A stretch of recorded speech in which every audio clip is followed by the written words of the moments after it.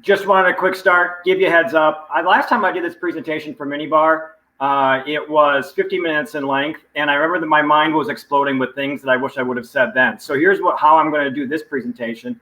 It's going to be, here's the highlights of what I think should be working right now if I were to be recruiting like a startup. And when I say like a startup, I mean whether you are a startup, whether you're going to be hiring in 2021, whether you're a Fortune 500 company and you're building out a new group, a new digital lab or whatnot. So just know that this stuff is pretty uniform. I'm going to skip the about me other than to say, hey, I've been doing this for a long time. You can go back and look at that later. I just want to say thank you to Ministar sponsors, everyone who's putting this stuff on. I don't know about you, but when we did the mini bar back at the end of April, it was good to be able to see and interact with folks, and to be able to do this now over 6 days and 2 weeks. It's like sort of trying to get back together again with the family.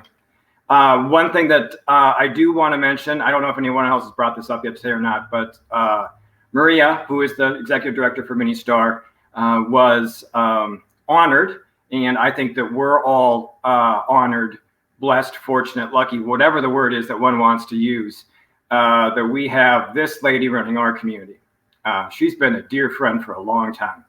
And so I'm pretty stoked that she got that. So well done, Maria. All right, for 25 minutes, what if we could think about starting over with our recruiting function? What if we could, I can't find a better phrase than blow it up, like start over from scratch, just from the very beginning. So for the next 25 minutes, if you're in the recruiting space, you're going to be recruiting, imagine you have a blank slate, okay? That's kind of how I want to go about doing this. Oh, and by the way, please ask questions, because I probably can like stream of mine for the next time, but I don't really want to do that. So help me out. One of the things I think that we're missing the most right now in any recruiting is that we're not telling our story. And I appreciate, and I'll mention this a couple times throughout, that COVID-19 has changed how we're doing things. It's changing, right? Like where we're working from, how we're working from. I will fundamentally tell you, I think most companies have done a horrid, if any, job at telling their like employer story, like why come work with us? Like what's cool about us? And I'm going to walk through some things that I would be doing if I were you. But just know that I'm a little opinionated, probably a little sarcastic at the moment with this, because it's as if time has stopped, frozen, and I get in some ways it has, but we can't stop telling this story. As I was getting this deck ready, I actually went through some old decks from previous mini bars, and I came back to this from 2014 with Jay Winia, who's a well-known, respected Microsoft stack, full stack developer here in town. And I was getting ready to do a national presentation then. And the idea was like, if you were writing job ads, if a technologist were going to be writing job ads, like what's wrong with them? And Jay gave me 2 slides, so I got them here. What he's looking for. And so if you're recruiting, are you answering these questions? Like, what are you going to build, the tools that you're going to use, and what are the people like that you're working with? If you think about career page job descriptions, do you have those? Generally, pardon my sarcasm, the answer is no. And then here's the problem he sees, right, is they focus entirely on what an employer is looking for and no reason of why it is that he should care. That's the context to what I'm going to talk about. So I'm going to give you some things that I think right now people are missing in the recruiting space, startups, or whether you're starting a new tech group or a large company. Generally speaking, most companies' career page sounds just like the rest of the website. And I don't understand why. The customer that we're selling to, right, is a .NET developer, a DevOps engineer, is a junior developer, a product designer, DevOps engineer, senior security professional.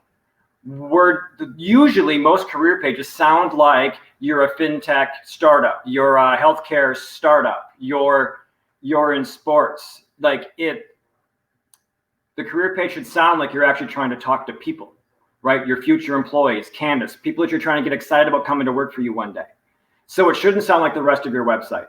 COVID-19 content, working from home, it is boggling my brain. And I wrote about this a week or 2 ago. If you think about it, if you look at job descriptions and career pages, most are void of any COVID-19 related content. Here's what I mean by that.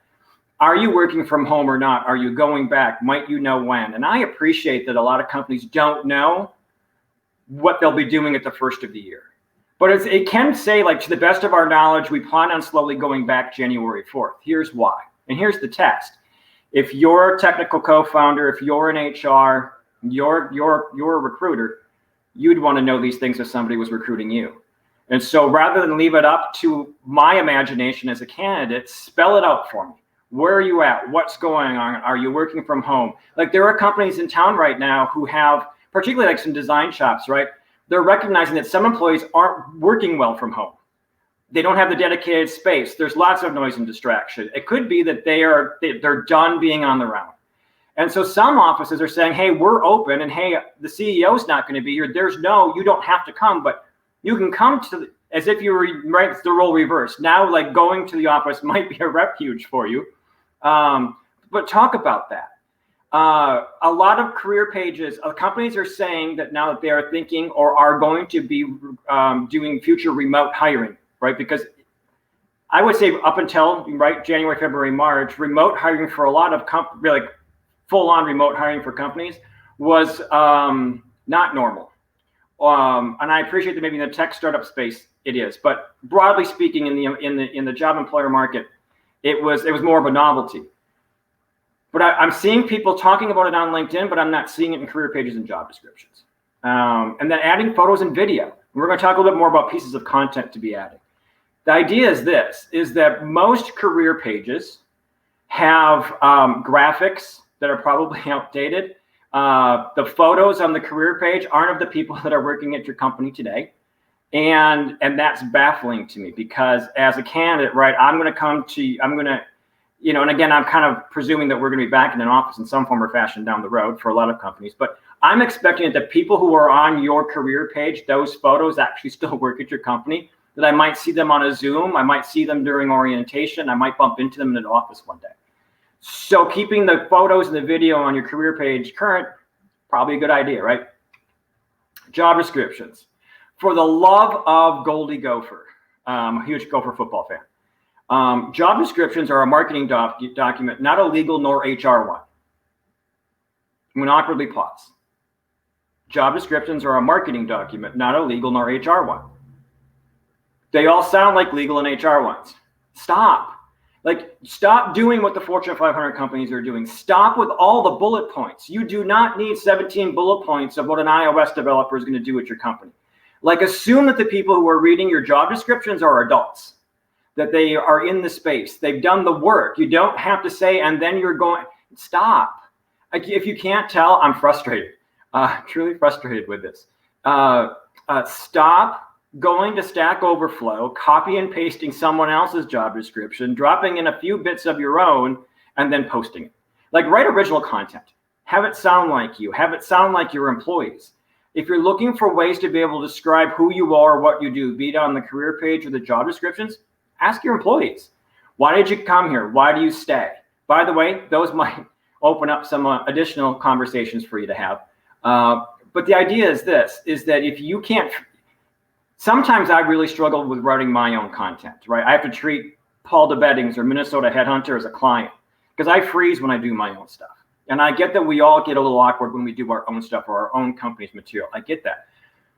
Sit down with some of the members of your staff, whether they are a software architect or a junior developer and everywhere in between, and ask them, why did you come here? Why do you stay here? And bring this content onto the job descriptions in the career page.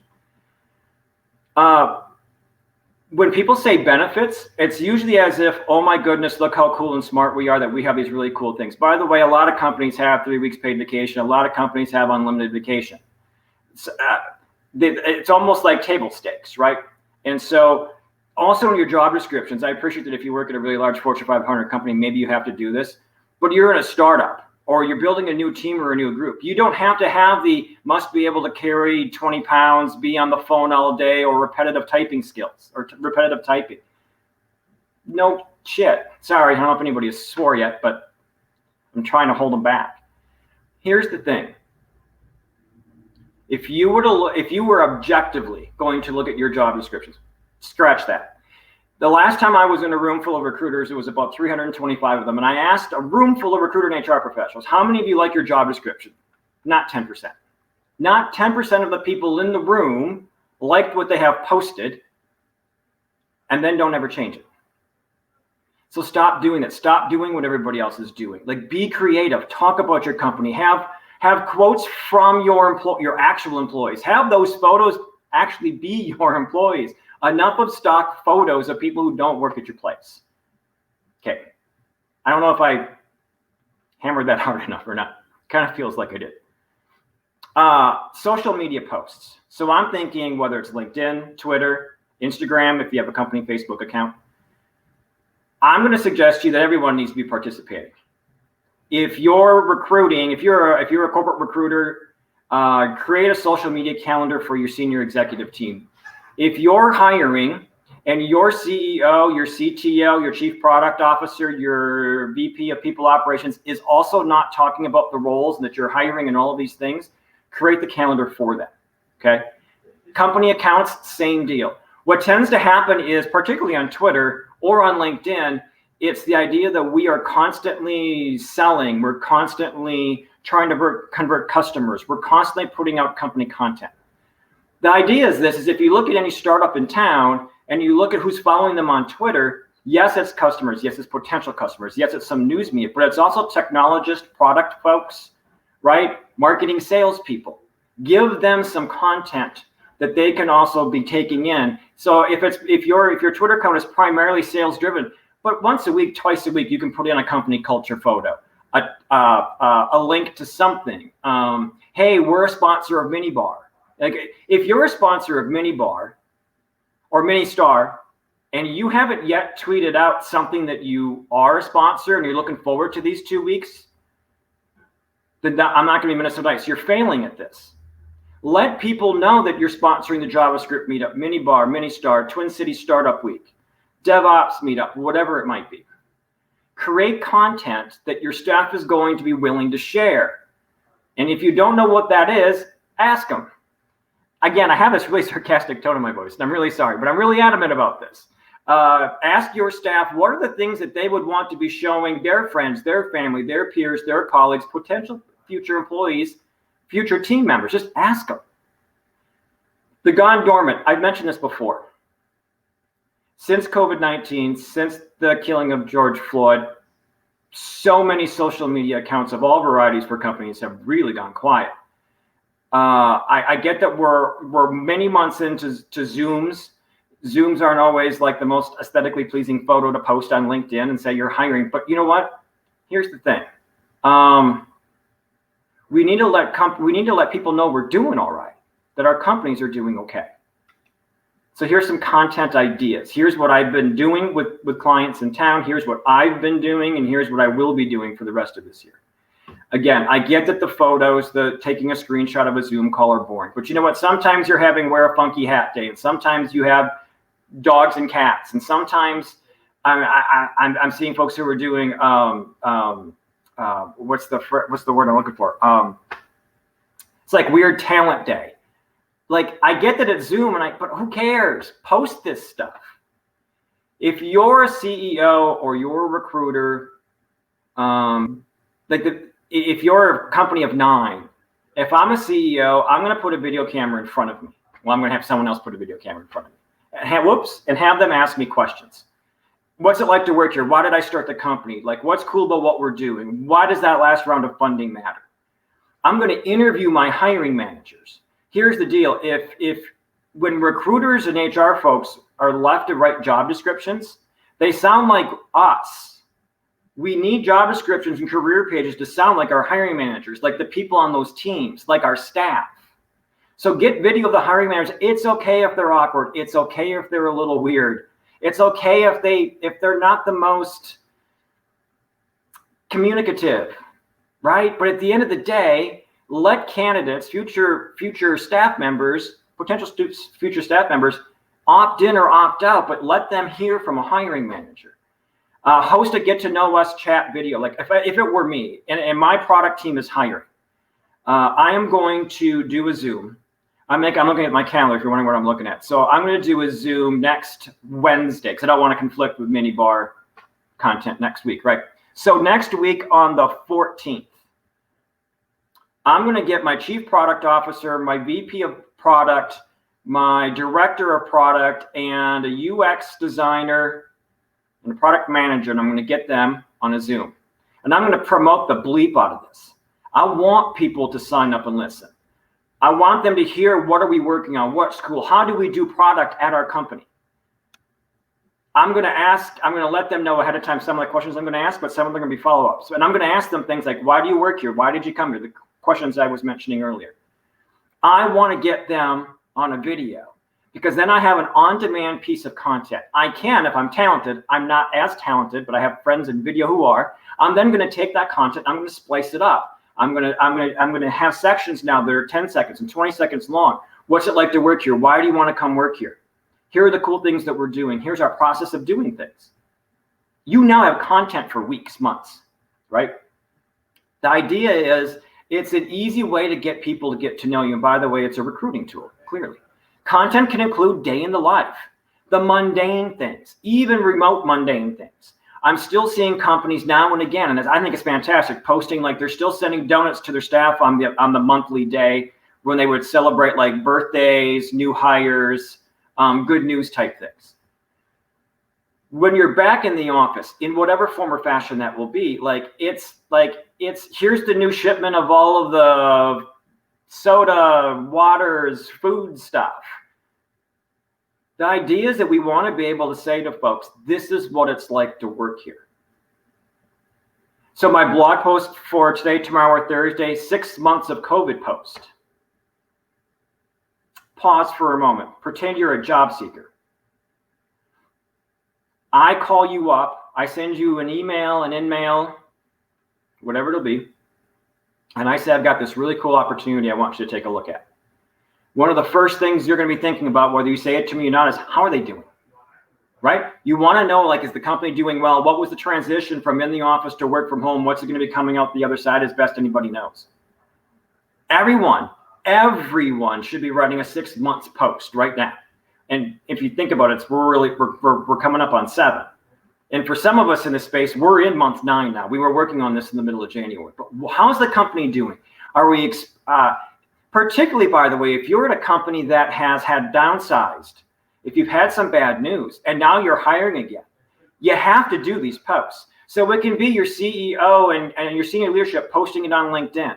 And it can then be, if you have a blog or anywhere, a news section on your company page. How are you doing? How have things been? How was the transition? How do you see things going forward? Because if you were a candidate, this is the information you would be looking for. Employee spotlight. If you haven't already been doing this, start it now. Have an employee spotlight. It can be your new software architect. It can be your new designer. It can be your new chief marketing officer. It can be your new customer support person. Right? The idea is like, get a photo of them. Obviously, you're doing this with everyone's permission, right? But ask them questions. You can use that on LinkedIn and Twitter and Instagram and a blog post. Let people get to know. Let me imagine what it's like working there with you so I can see people that I can relate to or I would want to work with. It's as if no one has been hired in the last 6, 7, 8, 9 months. All of the new staff photos, for those of you who did them, have gone away. And again, I get that it's probably going to be a Zoom, right? But it's okay. Here's the thing. You're still looking for validate. Try that. You're still giving validation that 6 people, 8 people, 15 people have decided to come work with you. 6, 8, 10, 15 people can't be wrong, right? So let people go, oh, so they are hiring. They are growing. Things seem safe. Things seem okay. Because what are we all looking for right now? We're looking to make sure that things are going to be okay as best we know. Sourcing and recruiting. Most people in all companies do just-in-time recruiting. So the idea is that it's October 6th, and they'll be like, you know what? I need to hire a CFO in January, and they're gonna start in December. I'm starting today. And I'll actually tell you, I think you're already behind. If you want to hire a CFO in January, like you want them to start before the end of the month, you're already behind the curve, right? We're going to lose maybe a week for Thanksgiving. We're going to lose a week and a half for the holidays. They may have to give a 2-week notice 2, 3.5. We're already down 4 weeks. It's actually now the beginning of November. In theory, right? That's how much time we're going to lose. Then you need to do travel schedules, whatever's going on with the health stuff during this time. Like, start having conversations now. You've always got to be recruiting. You've always got to be talking to new people. I don't have this in here. By the way, you got to keep recruiting your current people, right? The idea is that your current team is also maybe getting recruited right now, right? Because it's easy for me right now to get almost anybody on a phone or a video call because they're at home, right? The boss isn't across the cube or their peer or colleague isn't there. So just a side note, I should have a retention bullet point in here too. So always be recruiting. Post jobs wherever you can. Like, frequently I hear people say, like, I don't want to post a job anywhere, or we don't know where to post. Like, and I've got a thing for that at the very end. This is marketing 101. If it's me, when it's me, I'm posting on tech.mn, and I'm going to post on Stack Overflow. And maybe I'm posting on Indeed, whether it's a free posting or a premium posting, like whatever. Here's the thing. It's marketing 101. If you're a startup, odds are most people don't know who you are. And before you say that's not true, like, I've had experiences with clients over the years where the two most visible people in the company are the CEO and me. And you have to still you still have to post your jobs out there, right? The idea is that it's free marketing. It's 101. It's you post and you post and you post, because you're not just recruiting today. You should be recruiting for down the road. Like, this is an ongoing thing. So this is the idea of, instead of doing just in time like most companies are doing, like, be a startup, be agile. Well, actually live agile, right? Y'all say you do. So bring it to your recruiting practice too. Try things, iterate on things. Back to job descriptions. I know I'm kind of floating around right now. Job descriptions, like A/B test titles. Like, play around with it. You have freedom to be able to do this. Stop doing what everyone else is doing. And we already know that casual informal conversations are the easiest, right? So I let every candidate know that before we have a conversation on the phone or video, I send them an email. And it basically says that we're going to have a laid back casual conversation. It's a chance for you to get to know more about the company, for you to get to know about me, since I'm going to be sort of your steward through. Quick couple of things, candidate experience. We live in a really large, small town. If you suck at hiring, people are going to find out. If your process is bad, people are going to find out. I don't want to sound so negative about this, but this is huge, right? We've all interviewed at places, and then we've told 3 friends, or worse, we hopped on Glassdoor. Candidate experience when you're a startup or you're building a new group is actually almost everything. You don't have to necessarily have a career page. You don't have to have the best job descriptions, but you got to treat people really well. Get back to people really, really, really fast. Large companies don't do this. Some startups don't do this. But if I apply for a role, I'm hoping I'm going to get a response. Like, I kind of expect I'm going to get a response from a startup in a day or 2. So on the hiring side, we should be doing that. Be really honest about your hiring timeline right now. Like, if you're not going to be hiring until January 4th, right, 2021, the beginning of Q1, and you've got a job description that looks like you're hiring today, change it. Let people know what's going on. I mentioned that during Minnebar back in April, and this was a big thing for everybody. So be honest about the timeline. Here's the thing. We tend to treat junior developers really poorly. They are our future 3 to 5 year developer. Like, they're the why would you piss anybody off now who's going to be like your whole potential talent pool down the road? Is mind-boggling to me. So think about candidate experience. Here's the goal: create a scalable, repeatable process. So whether you're 5 people, 50 people, or you're on your way to 500 people, like, the process should be the same. You've got a phone screen, then a hiring manager. You're doing a panel. Maybe the CEO is going to step in, have a conversation, and you're going to have an offer, and you can do all of this in 14, 21 days tops. You should be able to scale that regardless of your size. Here's the process. Here's what we know. It becomes rote. And your candidate experience, as well as your hiring managers, they're all going to be just way more happy, right? Here's some random thoughts. I'm still stuck on the internet having gone out. Random thought would be, we got to start treating, here it is. Here's the random thought. Go back to being a candidate. If your company is of some size and you're listening to this, apply for a job at your company now. Find out what that experience is like. Figure out what it is that auto reply that we've received your message or your email and your resume. Go through some of this stuff, like experience it. Think about how we're treating people. Think about how you would want to be treated when I still have like 5 random thoughts. Here's so sorry about this. Here's the thing. What's the candidate experience? What's the hiring process you want to experience? And go create that. Be that startup. Be the one that people are like, even if I didn't get hired, I'd go tell my friends about. Be the group that people want to go to. Be the company that's teaching people what's going on in product or software development in our town. Sponsor events, sponsor Mini-Star, like get active, get engaged. Find me on Calendly. I always do 30-minute calls when anybody wants to talk about, nerd out about recruiting. This has been, for my brain, a huge lifeline during these months. Yes, I'm working and I've got a bunch of small projects, but to be able to nerd out and like really dig into a problem for 30 minutes, by the way, anybody who knows me, who's listening to this, knows that nothing's ever actually 30 minutes. It's usually a lot longer than that. So find me on Calendly. A couple quick things. I've been doing a podcast-ish like thing. It's video. It's just like this here in my home studio of my living room. What you should know will come out tomorrow. It is all about job statistics. So if you're kind of wonky, nerdy about this stuff, but you want to know what hiring's going on in town, in the region, like what's going on with the Fed, what does 2021 look like, what are all the surveys, I'm going to have that tomorrow. And then if any of you have friends who are doing your job search or thinking about doing a job search, I'm going to do my IT career maintenance in brackets, why do recruiters suck so bad session sometime on Saturday. So thank you for hanging with me through this. I apologize profusely. If you want to find me, just go to mnheadhunter.com. My email, surely there's the link to Instagram, and you can see some cool sunset photos too. So if anybody has any questions, I gladly hang out since we've lost a few minutes in the process.